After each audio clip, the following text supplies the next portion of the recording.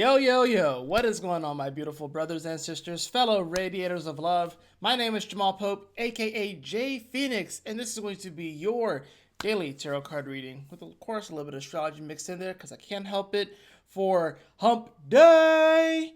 Wednesday, July. Golly, I almost said June. Wednesday, July 3rd of 2024. Thank you so much for joining me. Hopefully, you guys are having a wonderful week so far. Let's go ahead and hop into it, see what the cards have to say, talk a little bit about the transits so you can be better prepared to navigate these celestial energies. Well, card wise, I do have the Two of Swords. The Two of Swords. Maybe we feel like there's a bit of a stalemate. Maybe we feel like we're being blockaded from something today. I want to get a little bit more in depth though. I had the King of Cups. This is really about before making any kind of decisions to run things through emotionally and make sure that you're not coming from a place of overreactivity. This King of Cups can be very powerful because this is someone that's very in tune to their emotions, the King of Cups. But with it being in reverse, this is a king that allows their emotions to get the better of them.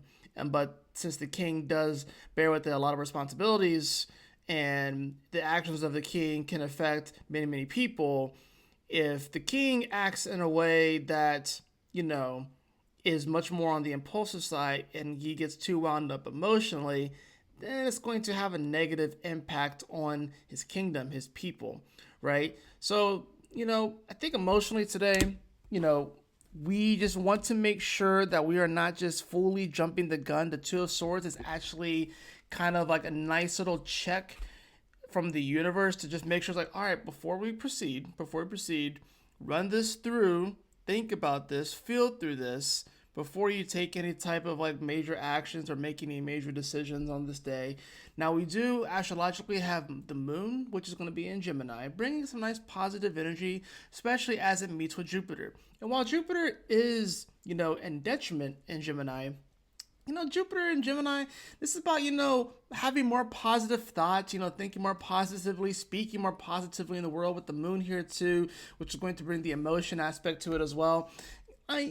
We can definitely sometimes get drowned out in our emotions, but this moon on Jupiter and Gemini, it's about, keep things light, keep things fun, keep things exciting, speak more positivity into your life today, into the universe. Things can seem a bit crazy and weird, especially with all the things that are happening in the world, especially like politically and stuff. This Mercury, you have to remember, it's in Leo as well. So even the ruler of Gemini is in the sign of Leo, which is all about, speaking being positive, being passionate, being, speaking love. That's what Mercury is doing. It's like speak love into everything that you do. But when it's opposing Pluto in Aquarius, it's like, there's definitely going to be some more things that we need to uncover there. Pluto is an investigator, and being in Aquarius is about information. So yes, I think there are going to be a lot of people that are going to be probably speaking from a place of like passion and stuff. But with this King of Cups here, just be sure that you're not getting too wound up emotionally about things. Make sure that the things that you're saying, the things that you are even thinking are actually, in fact, things that you resonate with. The good thing about the Mercury post Pluto is that, like, Pluto's going to uncover like some facts and some truths, with the whole Aquarius energy. And it's going to be like, we can't, you have the freedom of speech. You can say things, at least you're in America and stuff like that, right? But it doesn't mean that you're, you don't have the freedom, like, you're not freedom from consequences, if you will.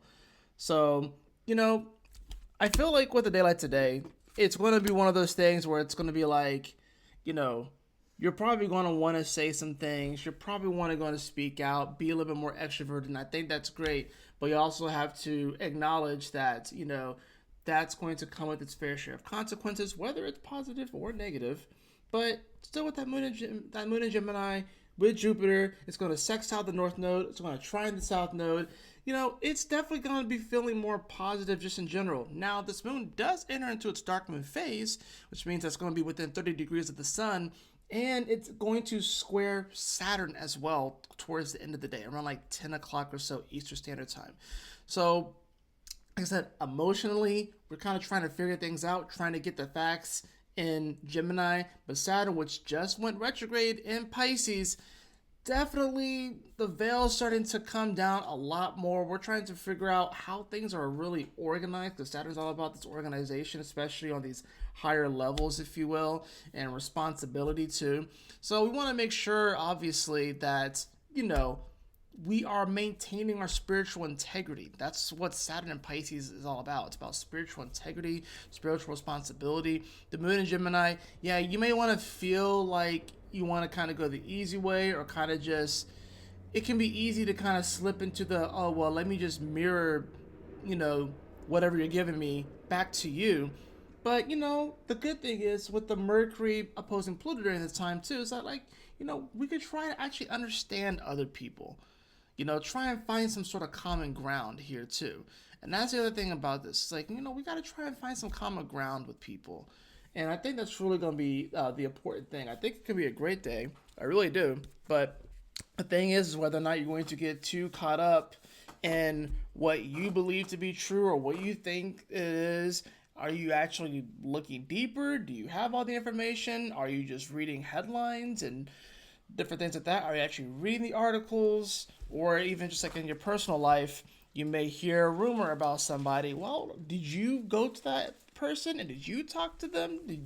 You know what I'm saying? So it's like, don't just take things for like the surface level, but at the same time, keep it light, keep it fun, speak more positive affirmations. Like today will be a good day for just positive affirmations, but just speak more positively into the universe. Keep it light, have fun, learn to laugh. I think that's the other thing about this moon on Jupiter in Gemini is like learning how to laugh too.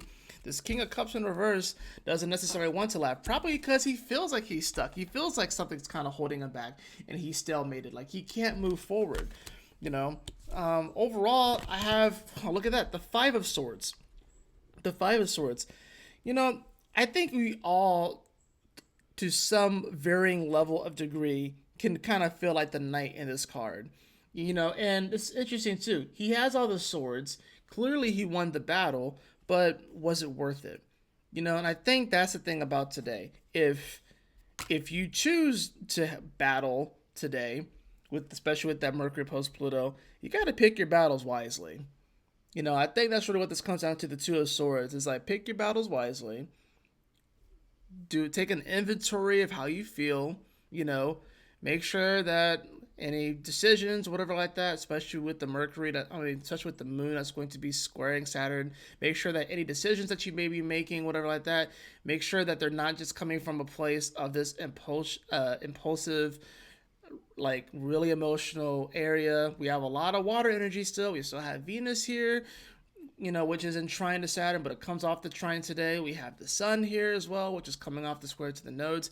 It's a very emotional time, man. If you're not used to water energy and how to navigate this, you can get caught up in the riptide. And that's the thing about a day like today, especially with that moon entering into that dark moon phase, it can be easy to get caught up in the riptide. So now, as far as the oracle card, I have the card of communication. I'm not even going to read this card, but I'm just going to say communication is key. Communication is so, so, so very key. This is going to be one of those things where it's like, don't just take everything for surface level. Get the information that you need to get. Don't just believe rumors. Don't just believe the hype. Research if you have to, but also try not to sweat the small stuff. Learn to laugh at things. Try not to get overly triggered by different things too. Watch your triggers and stuff like that. We all have different triggers and stuff, but it's like don't allow them to take over and possess you. I think that's kind of the main thing I'm trying to get at with that. So overall, I think it'd be a very positive day, but just be wary of the fact that, right now the universe is wanting us to be a little bit more resilient, but also to, look on the bright side of things, keep a positive attitude, but also realize that it is kind of easy right now to get caught up in the riptide, but by keeping that positive attitude is really going to take you far. That's going to do it for your daily tarot card reading. I trust that this message will assist you on your journey today and help you to navigate these celestial energies. If you did enjoy this, please like, share, and subscribe. I definitely appreciate it. And if you would like to have a personal reading with me, beloved, you can follow the link in the description below to my website, jphoenix.com, or you can hit me up at my email that's also in the description. But y'all take care, stay blessed, have a wonderful hump day, and I'll see you all in the next video, which will probably be the weekly astrology forecast, the cosmic convergence. I haven't quite planned what time I'm going to be doing that, but that will be happening on Wednesday, so look out for that. Peace.